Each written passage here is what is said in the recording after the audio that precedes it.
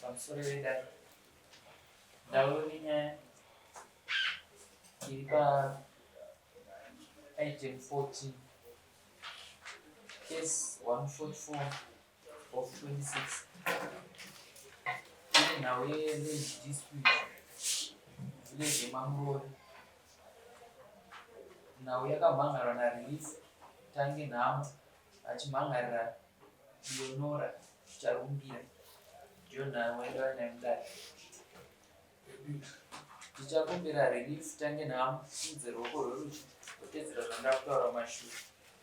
Ini relief tange nhamo ndinopika pamberi pedare zvose zvandichataura ichokwadi pamberi paMwari namambo wangu. Mwari andibatsira kuisa ruoko pasi ndochiuya kuna Leonora Charumbira inze ruoko rwerudyi motedzera zvandava kutaura kumashure. Ini Leonora Charumbira ndinopika pamberi pedare zvose zvandichataura ichokwadi pamberi paMwari namambo wangu. Mwari ave mubatsiri wangu.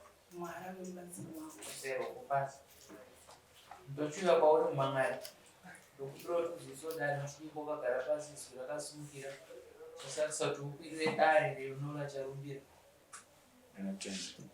Pamusoro wedare ini nyaya yangu yakamira yakadai.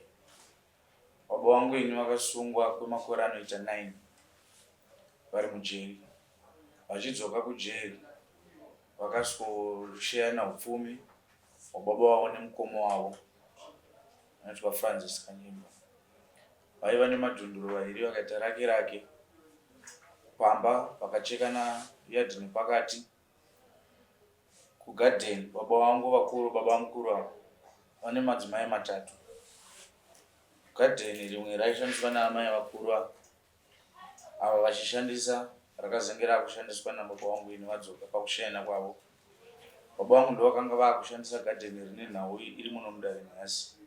Vataura nemukoma wavo kuti ndo vakushandisa gadheni iroro. Baba mukuru vakarodunura waya yavo vakanoklema rimwe gadheni vakapiwa magadheni vanambuya vedu naasekuru. Baba vangu ndo vakachitanga kushandisa gadheni iroro. Kubva ipapo vakachizotyoka gumbo vakatanga kuhaisa gadheni riye nemurume anonzi Gora. Vachizofa baba vangu inini mugore ra2013 inini ndakatomboipiwawo futi mari iyoyo nemunin'ina wangu uyu yairenditwa gadheni nemurume iye. Baba vangu vafa inini baba mukuru vakazochizodzoka zvakare mugadheni riye. Vakati gadheni nderababa vangu handishaye ndima. Vakatora ndima yavakatora vakatengesa varume vairi. Kutaura kuno baba mukuru havachagara kuno vakatengesa minda yavo yese vanotenga kwamusana kutouya vachitengesa ipapa vakatongoya nerwesei. Takazoona pakukakwa waya hatina kutaura. Mugore rapfuura amai vari papa vakanotengesera mumwe futi munhu mugadheni medu imomo. Takaita kutaudzana pamba kusvika ndakanotenga waya ndakafenza gadheni iroro. Ndafenza gadheni iroro last week chazoita ndiwe mudare ndakawana ndakafenza mwe maunganidzwa zvidhina. Ndokuuya kwaita kuti tisvike padare nhasi kuti ndizivewo kuti inini upfumi hwababa vangu hwacho ndehupi.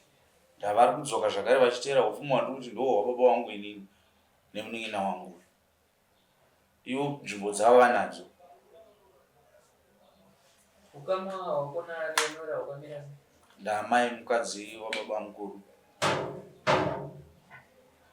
Leonora kunzwa kutsanangura kurikuitwa nemwana vari kuti makadzoka mukatengesa nzvimbo inova nzvimbo nhaka yavo. Unoti kudii nazvo? Ipapa handibvumirani napo nokuti gadheni ravari kutsanangura mwana rakashewa rine vanhu 4.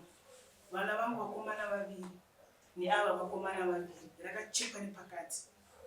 Saka mushure mezvo zvavataura kuti ndakatengesa iye akazoenda akadimbura nepakati ndobva akaka waya bva afenza bva atora haana kundiudza haana kudii but anyarara inini vana kuti akanyarara ndikati vakomana nyararai uyu mukoma wako siyanai nazvo vanakonyarara zvava kutaura zvezvidhina ndinazva kuzviziva kuti makasiva zvidhina asi yakanofenza haanombogara vakaudza kana munhu wani wakaudza nanhasi fenzi yakambogara munin'ina wake mwana wangu ini mukomana akataura kuti mama uyu mukoma wangu zvaaite zvosiya zvakaita sei zvakadaro pokuti inini ndiri kudzoka ndichitora ntima dzavo ini handina nhaka iripo vana vangu ndovakapiwa ini ndiri amai handise izvozvo ava vanin'ina vangu ndo vaakatorera saka pari kuti ndiri kudzoka ndichidistroya ndimandasha nekuti ndumba dzezidangu tigareko kwamuroyi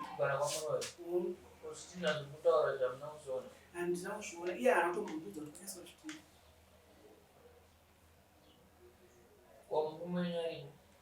kwamusana kwataurwa nomwana kuti vakugara kwamusana baba havakatengesa ndobva vatotama nemukadzi wavoshi namba 3 ndobva vanotenga kwamusana kusei kwamusana ndokwavanogara isusu nameiguravo ndisakasiyiwa pamusha akangusiya ati ndaenda tisarai nemhuru dzenyu handisini nini vatasara tiri pamusha nanhasi ndopatiri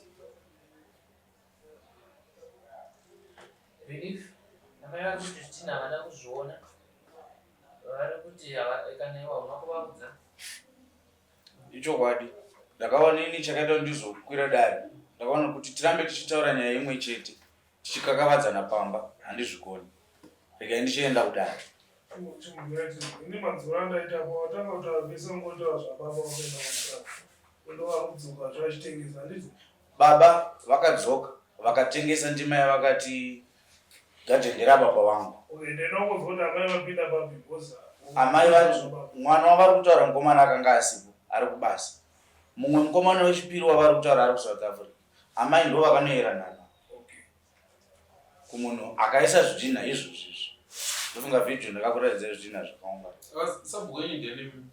sabhuku yegadhi kukoko ndichirodza forward ari kuzasi pachirodza ichienda kuna mwendero ichienda kuna mwenda kumutserendende uko kichimwa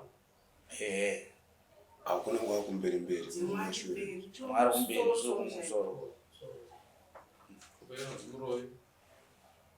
kwamurove ndo kwatinogara isusu yatinogara asi munderewe vatikuti anezvokuri kwachirodza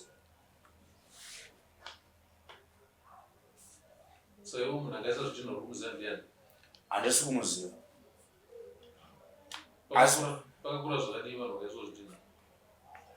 amai ndo vangatotsanangura kuti vakatengesera muakora sei apa akaunganidza zvidhina ndipapo pandakangoona kubva kugedhi kwandakafenza handiziva kuti amai vakatengesawo kusvika papi saiwo nasono ukapiwa judgment yekurambidza munhu utasa wake unonoipani nini ndinoichengeita sedara kuti kana akudzoka ndodzoka zvakare mudare kana apo vaka mumunda medu kuna uya vataurai kugowaniswa kwamakaita zvipi yekumagadheni waive udzvanyirishe wangu wokuti isu vabereki vangu vangu vakafa hatina mubereki aripo pamba sekutaura kwandakaita kuti ava vachibva kugadheni vakatorudonora wai yavo vakanopiwa pamwe pavanova vari kurima nhasi gadheni iroro vakasiyira baba wangu ini semunhu akaita makore makawanda ari kujeri akadzoka asina uchini saba uchirodza doko forward vemukaka nedombo vepadombo lake vanoita zvomukaka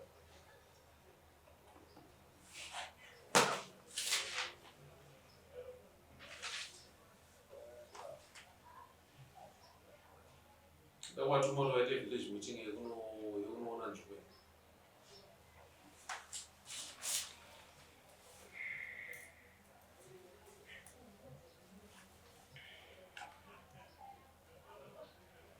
pambakaiswa zvitina pangaparege kwako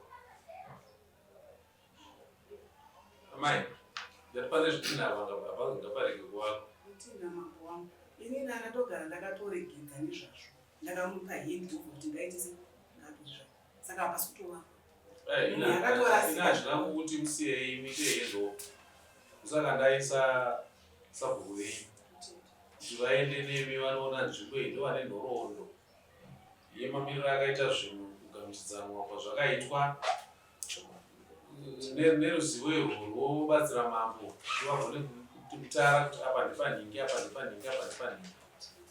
Kana zvadaro zvireva kuti nzvimbo idzodzo dzavafanira kuchichengetedzwa sekuwirirana kwamunei maita. Sabhuku havaiti vari vega, vanoita vaine komiti yavo yevanhu 7. Imimi mobatana pamwe chete moita muri pamwe chete. Nokuti nhasi ndikati simudzai dare ramambo riende tichangoita zvinhu zvinochete zvekutoona sabhuku. Tichachida sabhuku wacho. Saka ndikatuma sabhuku wacho kuti vazviiteka zvitori padyo nokuti pamwe mukatovaona nhasi mangwana pamwe pacho mobva matoita. Sabhuku anotobazanda magadheni wayo akatobatana neravo. Ndokumbirawo kuti munyore tsamba kuna Sabhuku Chirodza. Mambo vagamuchira chichemo kubva kuna Relief Tange nhamo achichema nenhau yegadheni.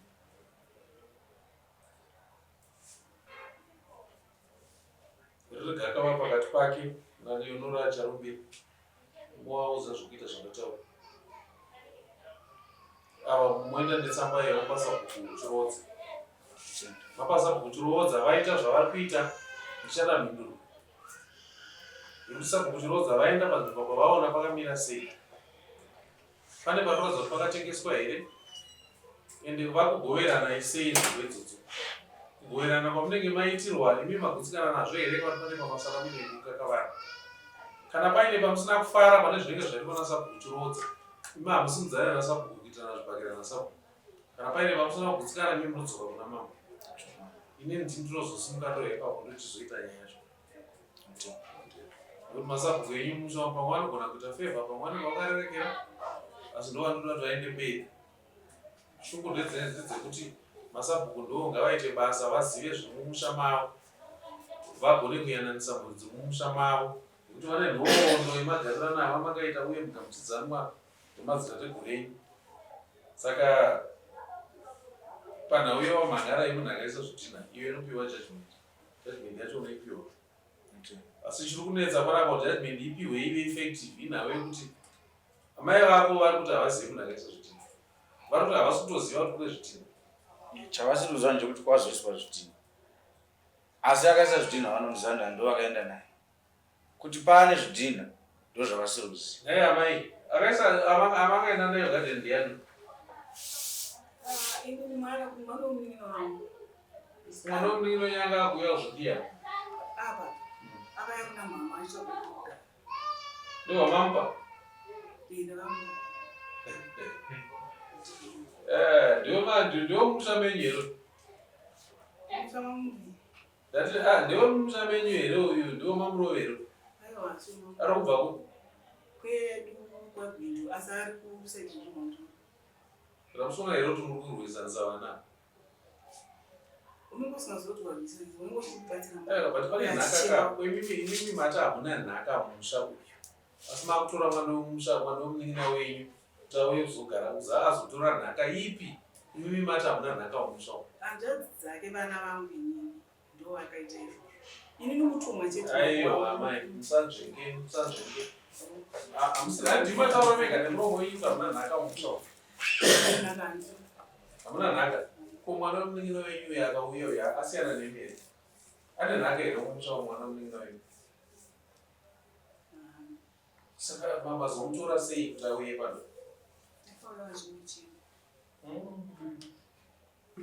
But mashoko enyu ari kuzvirwisa kana muri kuzvirova mega kaio. Mata handina nhaka.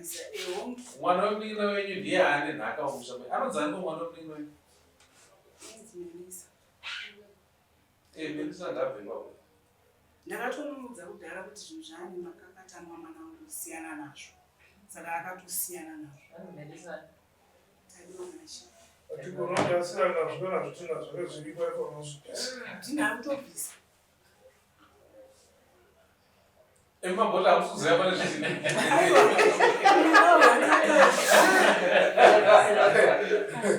Vana kuziva kuti Hamusinogona kune zvidhina. Ndakamufonera chibvunzo kuti ndambonzi kune zvidhina ndiwe here wakaisa zvidhina. Ari mwando womudikino wenyako yakuisa zvidhina kumagadheni kwenyu imi musingazivi. Aiwa chokwadi naMwari wangu ndapinda pamberi paMwari wangu. Ari wanepi simba iro mwando womudikino wenyu imi kuyazo. Senzvimbo yakanaka. Kungosvika atitopinda achitanga mumagadheni. Ari paanoziva here mutsvako.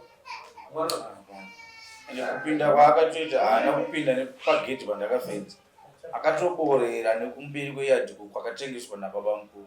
judgment yenyu ngaidi kureflecta zita iroro reuyara akatengeserwa wacho. Judgment iyo yemupa uyu mupa amai ako. Iri judgment iyo kopi yacho inozoenda kumasabhuku rodza. Sabhuku rodza kwamwanyorera tsamba yakataura vaite zvakataura vaende kumamindepo. Vagone kunokambiranisa kuti apa ndipanhingi apa ndipanhingi apa ndipanhingi. Tonoda panozoramba paine gakava here. Ndizvo? Pane zvimwe here? Hamuzivi mwana wako? Akunipaura nditi mwana kuita mwana. Ini panini zvanga pasina mwana.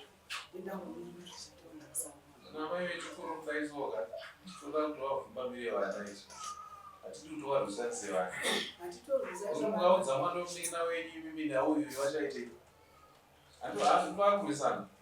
Marwisanisa vana ka. Manyatsotaura chokwadi nemuromo wenyu kuti handina nhaka mumusha uyu. Chinova chinhu chakanaka chokuti muri kuzviziva. Saka kana machitora nhaka yemumusha uyu muchiipa kune munhu wekunze, hani marwisanisa vana. Mwana uye amangare nokuti ini ndini pamusha ava Asi basa renyu kanziri kurayira nyangwe nevana vacho nekuichengetedza nhaka yacho. Muchiudza kamwana wacho kuti nhaka yamuri kuparadza iyi mangwana muchazoida. Nhaka haiparadzwe nenzira dzakadai. Handizvo? Munhu akafa pamusha tinoparadza nhumbi dzake muchivande sei dzichiswa panze pamunhu wese. Kuti munhu wese aona handiti nhaka here. Zvinhu zvataurwa zvese kazvine chekuita nenhaka. Ko sei tichiita chiwande wande kana takutengesa ivo. Iyo iri nhaka futi. Nhaka haigovewo zvechiwande wande, nhaka inogovewa pachena. Saka tatisa bhunga awewo zviende pachena. Zvaenda pachena mamboziva kuti ndo zvamasunga musha medu. Mazvita vanhu vanotora tsamba iye zvine zviri kandozodii.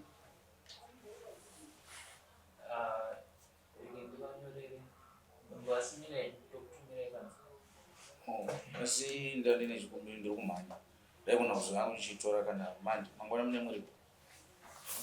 Zvakanaka uye mutore musemanje.